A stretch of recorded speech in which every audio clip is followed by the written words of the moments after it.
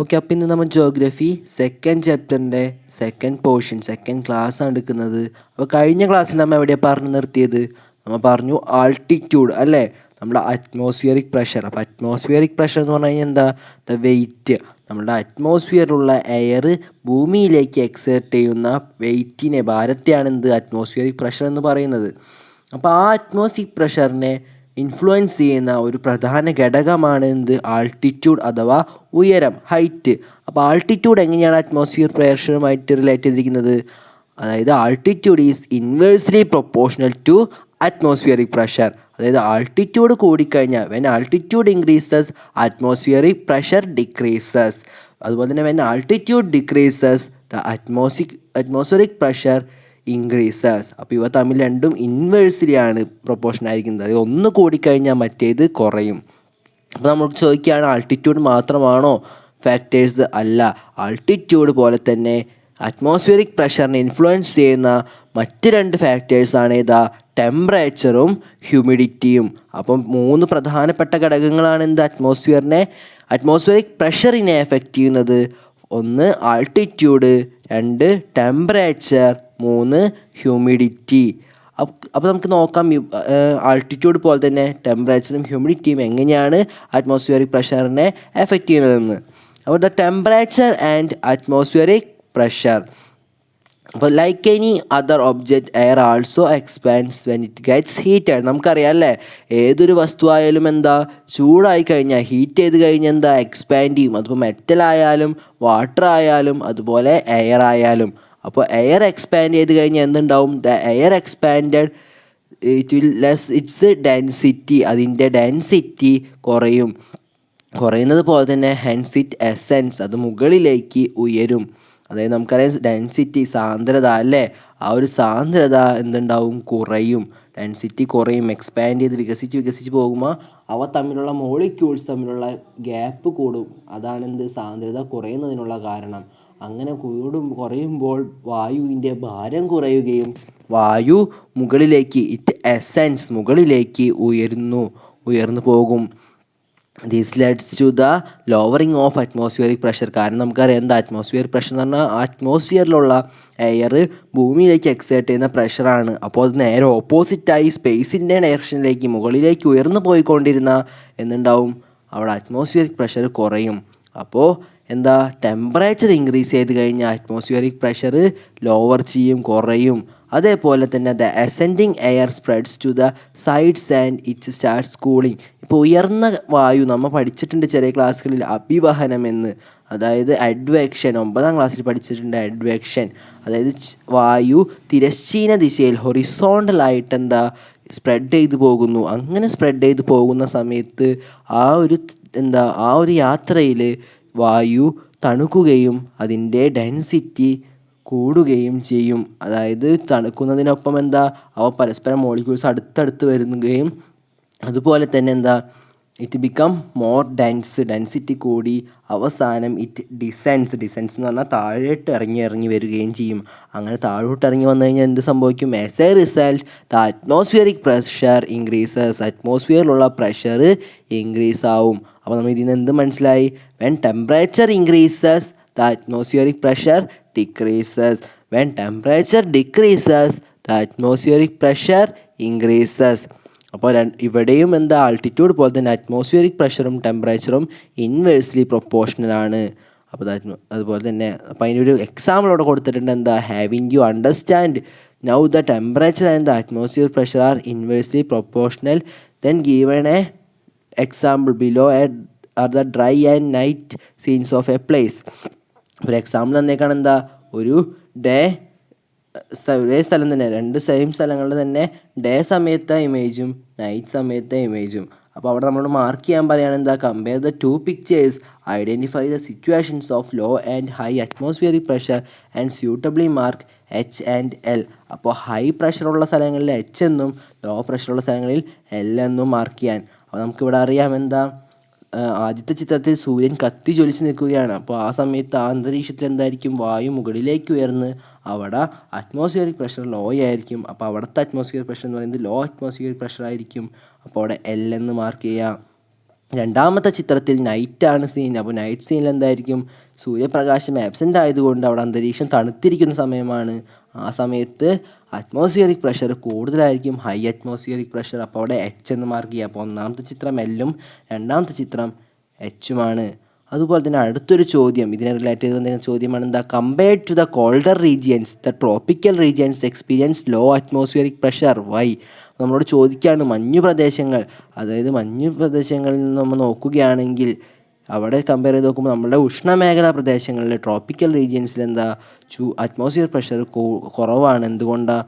സ്വാഭാവികമായിട്ട് നമുക്കറിയാം സൂര്യപ്രകാശം ഈ ട്രോപ്പിക്കൽ റീജിയൻസിൽ ലംബമായി, അതായത് വെർട്ടിക്കലായി പതിക്കുന്നു. അതുപോലെ തന്നെ കോൾഡർ റീജിയൻസിൽ ഇൻക്ലൈനായിട്ട് ചെരിഞ്ഞ് പതിക്കുകയും ചെയ്യുന്നു എന്ന് നമ്മൾ 9ാം ക്ലാസ്സിൽ പഠിച്ചിട്ടുണ്ട്. അപ്പോൾ അതിൻ്റെ ഫലമായിട്ട് എന്താ, ആ ഭാഗങ്ങളിൽ താപം കുറവായിരിക്കും. നമ്മളുടെ 90 ഡിഗ്രി നോർത്ത് പോളാർ റീജിയൻസിലും 90 ഡിഗ്രി സൗത്ത് പോളാർ റീജിയൻസിലും എന്താ, ഈ പറഞ്ഞ ടെമ്പറേച്ചർ കുറവായിരിക്കും. അതിൻ്റെ ഫലമായിട്ടാണ് എന്ത്, നമ്മൾ ഈ പറഞ്ഞിട്ടുള്ള, അതായത് കോൾഡർ റീജിയൻസിൽ അറ്റ്മോസ്ഫിയറിക് പ്രഷർ കൂടുതലും അതുപോലെ ട്രോപ്പിക്കൽ റീജിയൻസിൽ അറ്റ്മോസ്ഫിയറിക് പ്രഷർ കുറവും അനുഭവപ്പെടുന്നത്. അപ്പോൾ നമ്മുടെ ടെമ്പറേച്ചറും ആൾട്ടിറ്റ്യൂഡും കഴിഞ്ഞു. അപ്പോൾ ടെമ്പറേച്ചറും ആൾട്ടിറ്റ്യൂഡും എന്തായിരുന്നു പ്രത്യേകത, രണ്ടുപേരും inversely proportional to atmospheric pressure ആയിരുന്നു. രണ്ടുപേരും എന്താ, ഒന്ന് ഇൻക്രീസ് ചെയ്താൽ മറ്റൊന്ന് ഡിക്രീസ് ചെയ്യും. ഓക്കെ, അപ്പോൾ അടുത്തതാണ് എന്ത്, humidity and atmospheric pressure. Humidity എന്ന് പറഞ്ഞു കഴിഞ്ഞാൽ എന്താ, ഇതും നമ്മൾ ചെറിയ ക്ലാസ്സുകളിൽ പഠിച്ചിട്ടുണ്ട്. Humidity means the quantity of water present in the atmosphere. നമ്മുടെ അന്തരീക്ഷത്തിൽ അറ്റ്മോസ്ഫിയറിൽ പ്രസൻ്റ് ആയിട്ടുള്ള, ഇപ്പോൾ അറ്റ്മോസ്ഫിയറിൽ ഹോൾഡ് ചെയ്തിട്ടുള്ള വാട്ടറിൻ്റെ അളവിനെയാണ് നമ്മൾ എന്ത് വിളിക്കുന്നത്, ഹ്യൂമിഡിറ്റി എന്ന് വിളിക്കുന്നത്. അപ്പോൾ നമുക്കറിയാം അന്തരീക്ഷത്തിൽ എന്ത് സ്റ്റേജിലായിരിക്കും വാട്ടർ ഉണ്ടാവുമോ, വാട്ടർ വേപ്പർ, നീരാവി ആയിട്ടായിരിക്കും എന്ത് വാട്ടർ കാണുന്നത്. അപ്പോൾ ഈ വാട്ടർ വേപ്പറിൻ്റെ പ്രത്യേകത എന്താ, water vapour is lighter than the air and hence it essence. അതായത് നമ്മുടെ എയറിനെ അപേക്ഷിച്ച് നോക്കുമ്പോൾ വാട്ടർ വേപ്പറിൻ്റെ ഭാരം വായുവിനേക്കാളും എയറിനേക്കാളും കുറവാണ്. അപ്പോൾ അതിൻ്റെ ഫലമായിട്ട് ഇത് മുകളിലേക്ക് ഉയർന്നു പോകും. അപ്പോൾ എന്തുണ്ടാവും, if the quantity of water vapour is more in A unit volume of air. നമ്മളൊരു യൂണിറ്റ് വോളിയം, ഒരു ചെറിയൊരു യൂണിറ്റ് ഏരിയയിലെ എയർ എടുത്ത് അതിൽ വാട്ടർ വേപ്പറിൻ്റെ അളവ് നോക്കിക്കഴിഞ്ഞാൽ വാട്ടർ വേപ്പറിൻ്റെ അളവ് കൂടുതലാണെന്നുണ്ടെങ്കിൽ അവിടെ എന്തുണ്ടായിരിക്കും, അറ്റ്മോസ്ഫിയറിക് പ്രഷർ കുറവായിരിക്കും. കാരണം നമുക്കറിയാം ഈ സാന്ദ്രത, നമ്മുടെ എയറിൻ്റെ ഡെൻസിറ്റി കൂടുന്നതിനനുസരിച്ച് ആ ഗ്യാപ്പിലേക്കാണ് ഈ വാട്ടർ വേപ്പർ വന്ന് നിറയുന്നത്. അപ്പോൾ വാട്ടർ വേപ്പറിൻ്റെ അളവ് കൂടുതലാണെന്നുണ്ടെങ്കിൽ വായുവിൻ്റെ അളവ് അവിടെ കുറവായിരിക്കും. വായു കുറഞ്ഞു കഴിഞ്ഞാൽ അവിടെ വായുവിൻ്റെ അനുഭവപ്പെടുന്ന അറ്റ്മോസ്ഫിയറിക് വെയിറ്റ് കുറയും. അപ്പോൾ അറ്റ്മോസ്ഫിയറിക് വെയിറ്റ് കുറഞ്ഞാൽ സ്വാഭാവികമായും അറ്റ്മോസ്ഫിയറിക് പ്രഷറും കുറയും. അപ്പോൾ നേരത്തെ പോലെ തന്നെ ഇവിടെയും എന്താ, humidity and atmospheric pressure are also inversely proportional. Humidity increase ചെയ്ത് കഴിഞ്ഞാൽ അറ്റ്മോസ്ഫിയറിക് പ്രഷർ ഡിക്രീസ് ചെയ്യും. ഹ്യൂമിഡിറ്റി ഡിക്രീസ് ചെയ്ത് കഴിഞ്ഞാൽ അറ്റ്മോസ്ഫിയറിക് പ്രഷർ ഇൻക്രീസ് ചെയ്യും. അപ്പോൾ അതിനൊരു എക്സാമ്പിൾ ഇവിടെ കൊടുത്തിട്ടുണ്ട്. 2 സ്ഥലങ്ങൾ, ഇന്ത്യയിലെ 2 സ്ഥലങ്ങൾ എ എന്നും ബി എന്നും മാർക്ക് ചെയ്ത് തന്നിട്ടുണ്ട്. ഇവിടെ ഏത് സ്ഥലത്താണ് എന്താ ലോവർ അറ്റ്മോസ്ഫിയർ പ്രഷർ എന്ന് ചോദിക്കുകയാണ്. അപ്പോൾ എവിടെയായിരിക്കും ഒന്ന് നോക്കി കഴിഞ്ഞ്, ആദ്യത്തെ ചിത്രം എ എന്ന് മാർക്ക് ചെയ്ത ചിത്രത്തിൽ നമുക്കറിയാം എന്താ, അത് കടൽ തീരത്തോട് അടുത്താണ്. അപ്പോൾ കടൽ തീരത്തോട് അടുത്തായി കഴിഞ്ഞാൽ എന്തുണ്ടായിരിക്കും പ്രത്യേകത, അവിടെ ഹ്യൂമിഡിറ്റി, അവിടെ എന്താ അറ്റ്മോസ്ഫിയറിലുള്ള വാട്ടർ വേപ്പർ കണ്ടൻറ്റ് കൂടുതലായിരിക്കും കടലിനോട് അടുത്തായതുകൊണ്ട്. അപ്പോൾ ആ ഒരു റീജിയനിൽ അറ്റ്മോസ്ഫിയറിക് പ്രഷർ കുറവായിരിക്കും. ബിയിൽ വെച്ച് നോക്കുമ്പോൾ എന്താ, ബിയിൽ യാതൊരുവിധ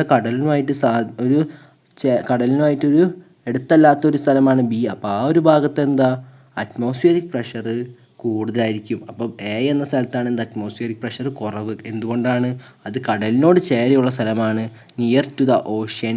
അപ്പോൾ ആ ഒരു റീജിയനിൽ എന്താ, ഹ്യൂമിഡിറ്റി കൂടുതലായിരിക്കും. ഓക്കെ, അപ്പോൾ ഹ്യൂമിഡിറ്റി കൂടിയാൽ അറ്റ്മോസ്ഫിയർ പ്രഷർ ലോ ആയിരിക്കും. അപ്പോൾ നമുക്ക് മനസ്സിലായെന്ന് ചോദിക്കുന്നത്. Hope you understood that altitude, temperature and humidity experience in a region influence the atmospheric pressure. ഒരു പ്രദേശത്ത് ഉള്ള അറ്റ്മോസ്ഫിയർ പ്രഷറിനെ ഇൻഫ്ലുവൻസ് ചെയ്യുന്ന 3 ഘടകങ്ങളാണെന്ത്, ആൾട്ടിറ്റ്യൂഡും ടെമ്പറേച്ചറും ഹ്യൂമിഡിറ്റി. ഇവ 3 പേരും കൂടുന്നതിനനുസരിച്ച് അറ്റ്മോസ്ഫിയർ പ്രഷർ കുറഞ്ഞു വരും. അപ്പം variations in atmospheric pressure occur in the accordance with the variations in the above factors. അവർക്കുണ്ടാവുന്ന ഏറ്റക്കുറച്ചിലുകൾക്കനുസരിച്ചാണ് എന്ത്, അറ്റ്മോസ്ഫിയറിക് പ്രഷറും കൂടിയും കുറഞ്ഞു നിൽക്കുന്നത്. നമ്മളോട് ചോദിക്കുകയാണ് എന്താ, if the atmospheric pressure of an area is higher than that of the surrounding regions.